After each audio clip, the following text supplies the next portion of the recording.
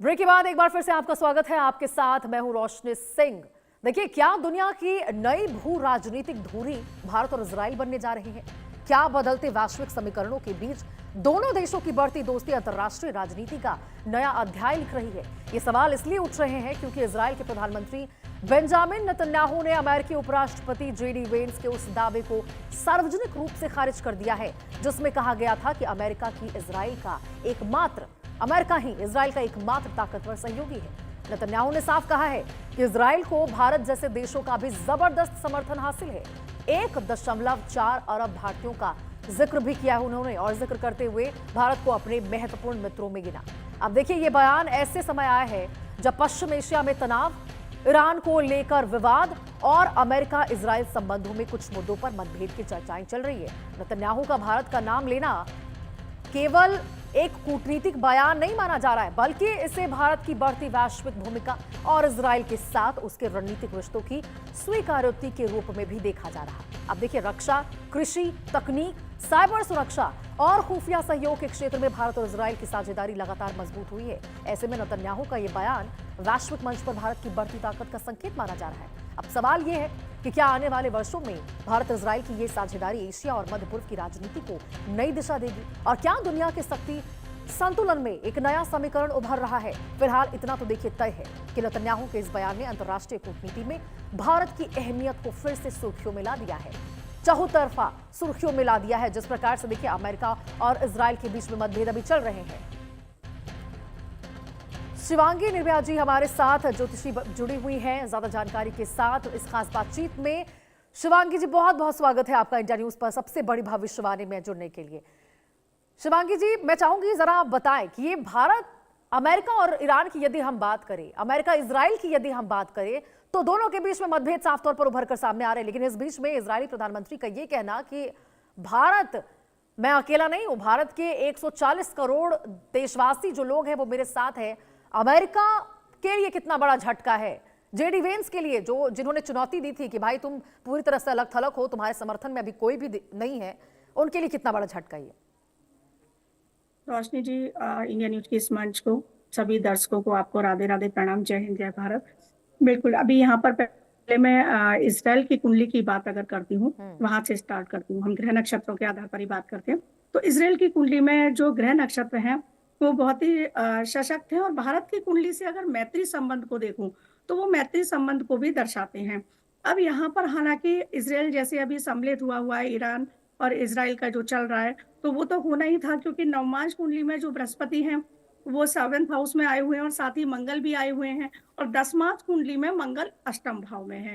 तो इसका असर युद्ध पर दिखता है, पूरी तरीके से दिखता है। लेकिन अगर वापस से मैं उसी पॉइंट पे आती हूँ, मित्रता को देखूं कि वो जो जिस मित्रता की बात कर रहे हैं या बात कर रहे हैं कि भारत के साथ साझेदारी है, इस तरह की जो उनके बयान है, तो वो बिल्कुल भारत के चार्ट को अगर हम देखते हैं और इजराइल के चार्ट को हम देखते हैं, तो दोनों चार्ट में इस तरह की स्थितियां दिख रही हैं कि आने वाले समय में दोनों एक दूसरे, देखिए भारत तो वैसे भी हमेशा सबका समर्थन करता है, सबका साथ देता है। कहीं भी आपदा आती है तो उसका यही यही कोशिश रहती है कि मैं सबके साथ सहयोग करूं, और सहयोग के साथ ही वो कहते हैं ना, शुभचिंतक के तौर पर सामने आता है। अब बात यहाँ अगर इजराइल की हम देख रहे हैं, तो इजराइल के साथ भी भारत का अपना वही रोल रहेगा कि भाई मैं आपके साथ भी हूँ, आपके समर्थन में खड़ा हूँ, क्योंकि हमें शत्रुता किसी के साथ नहीं करनी है। अगर सामने से कोई बार करेगा, चुप नहीं बैठेंगे, वो एक चीज अलग रही। अपनी साइड से हमें ऐसा कुछ नहीं करना है।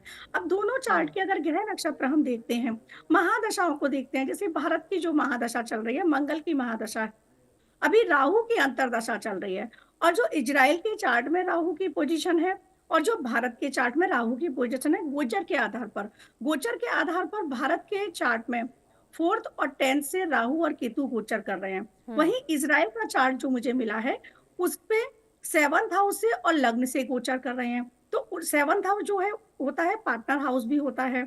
अच्छा, 11th हाउस जो होता है मित्र भाव होता है, वहां से भी दोनों चार्टों में मित्रता के संबंध दिखाई देते हैं। तो मित्रतावत व्यवहार करना, मित्रता आपस में मिलना, ये सारी चीजें तो होंगी ही होंगी। लेकिन एक चीज और है, जैसा कि नेतन्याहू जी कह रहे हैं, नेतन्याहू जी के इंडिविजुअल चार्ट में भी ग्रह दशा उतनी अच्छी नहीं चल रही है। अगर मैं उनके चार्ट को भी बात करूं, कुछ संकट दिखाई दे रहे हैं, अब जैसे मैंने कल भी वैभव जी के साथ कहा था कि जैसे ट्रम्प जी के चार्ट में है कि वहां पर दिखाई देता है भ्रम की स्थितियां। जैसे अमेरिका का 4 जुलाई को स्थापना दिवस है, 4 नंबर जो होता है वो राहु का नंबर होता है, इल्यूजन क्रिएट करता है।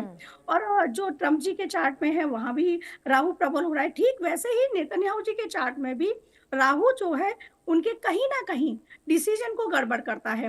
अब अगर मैं इजराइल के चार्ट की बात करूं तो इजराइल के चार्ट में जैसे मैंने बताया कि नवमांश कुंडली और दसमांश कुंडली में जो जुपिटर की पोजीशन है और जो मंगल की पोजीशन है, और वही मंगल की पोजीशन भारत के चार्ट को देखें तो दोनों में इस तरह की संभावनाएं बहुत प्रबल रूप से देखी जा रही हैं। क्योंकि अभी जो ट्रांजिट चल रहे हैं ग्रहों के, जैसे शनिदेव जो हैं वो नक्षत्र, उनका जो नक्षत्र है वो बुध के नक्षत्र में है। और बुध की कंडीशन को अगर मैं इसके चार्ट में देखूं तो इसका जो है ना लग्न वर्गोत्तम आया है इजराइल के चार्ट का। लग्न बिल्कुल शिवांगी जी, और वर्गोत्तम देखिए है शायद यही तो जी। वजह है कि यहाँ पर जो कहा गया नेतन्याहू की ओर से कि भाई तुम किस भ्रम में हो, मेरे हमारे साथ तो भारत जैसा देश है। ये देखिए, ये जो सेंटेंस है बहुत ही ज्यादा ताकतवर सेंटेंस है भारत के लिहाज से यदि देखिए तो। यानी कि कह सकते हैं शिवांगी जी, मैं चाहूंगी जरा आप बताएं कि ग्रह नक्षत्र क्या संकेत दे रहे हैं कि विश्व राजनीति में भारत एक सबसे बड़ा जो केंद्र है वो उभर कर सामने आ रहा है। बिल्कुल। देखिए रोशनी जी, भारत तो सशक्तिकरण की तरफ जा रहा है। हाँ। और मैं बार बार आपके मन से कहती आ रही हूँ कि भारत महाशक्ति बनेगा, उसके पीछे उसके ग्रह नक्षत्र हैं। जितने भी देशों के चार्ट अध्ययन किए, अभी युद्ध के समय कुछ ज्यादा ही अध्ययन किए हैं मैंने, तो जितने भी अध्ययन किए वो निकल के आया कि भारत का चार्ट, हम भारतवासी हैं इसलिए नहीं बोल रही, ग्रह नक्षत्रों के आधार पर बोल रही हूँ, ये पार्सलिटी नहीं है बिल्कुल भी।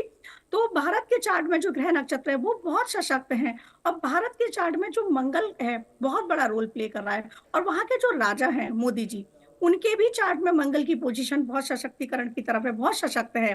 तो चार्ट में मंगल का प्रबल होना मतलब कमांडर, सेना का प्रबल होना, सेनापति का प्रबल होना। और इस साल के जो सेनापति मंत्री हैं वो भी मंगल ही हैं, गुरु राजा हैं। अब गुरु की पोजीशन को देखूं तो गुरु कर्क राशि में अभी चल रहे हैं। कर्क राशि में गुरु उच्च के होते हैं। अब यहाँ पर उनके साथ शुक्र भी हैं, बुध भी है। नक्षत्र जैसे मैं बात कर रही थी, शनिदेव जो है वो गुरु की ही राशि में है। तो ये देश दुनिया के लिए समय जैसा देख भी रहे हैं सब और दिखाई भी पड़ रहा है वो इतना आसान नहीं है। लेकिन भारत इस समय से उबर जाएगा, निकल जाएगा। क्योंकि कहीं ना कहीं भारत सनातन पर चलता है, गुरुओं को मानता है। गुरु क्या है? देवताओं के गुरु हैं।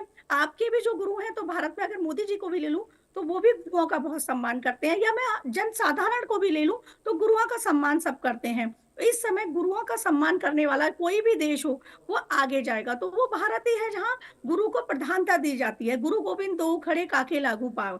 तो वहां पर गोविंद से भी ऊपर गुरु की प्रधानता बताई गई है।